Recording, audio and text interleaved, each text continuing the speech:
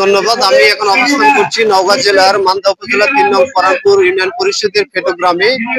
এখানে ফেটোগ্রামে বিএনপির ভারপ্রাপ্ত চেয়ারম্যান জনাব তারেক রহমানের ৩১ দফা জনমত সৃষ্টির লক্ষ্যে যেই দাবি উত্থাপিত করা হয়েছে, সেই দাবি উত্থাপিত পক্ষ থেকে কিন্তু জেলা স্বেচ্ছাসেবক দলের শিল্প বিষয়ক সম্পাদক জনাব সাদেকুল ইসলাম সোহাগের নেতৃত্বে কিন্তু শীতবস্ত্র বিতরণ করা হচ্ছে।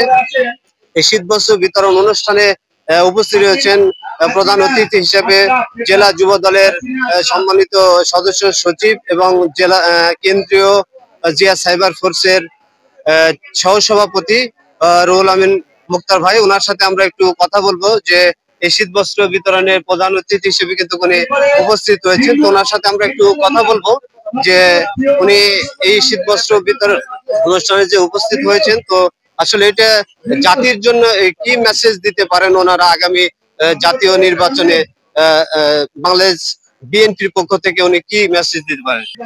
আসলে আপনারা জানেন যে বিএনপি জনতার দল।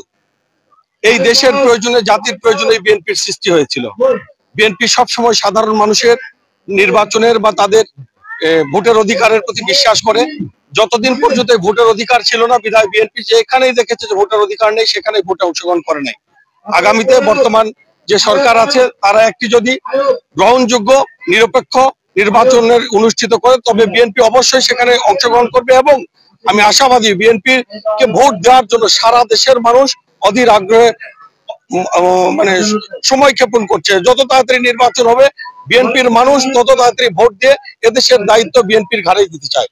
এদেশের, আমি মনে করি বর্তমান আওয়ামী দুঃশাসনের পরে এদেশের শতকরা ৮০% মানুষ তারেক রহমানের উপর আস্থাশীল, খালেদা জিয়ার উপর আস্থাশীল।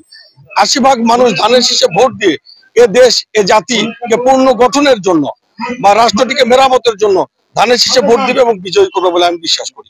ধন্যবাদ। শুনছিলেন যে জেলা যুব দলের সদস্য সচিব এবং সহসভাপতি জিয়া সাইবার ফোর্সের কেন্দ্রীয় কমিটির সহসভাপতি।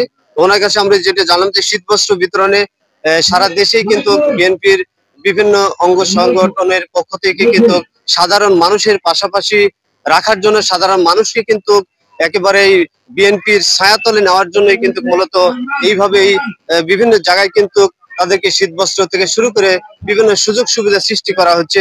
তো আগামী নির্বাচনে তারা কিন্তু সাধারণ মানুষ বিএনপিকে ভোট দিয়ে নির্বাচিত করবে, এমনটি জানিয়েছেন স্থানীয়রা। Raihan Ali, Asian television, Naogaon.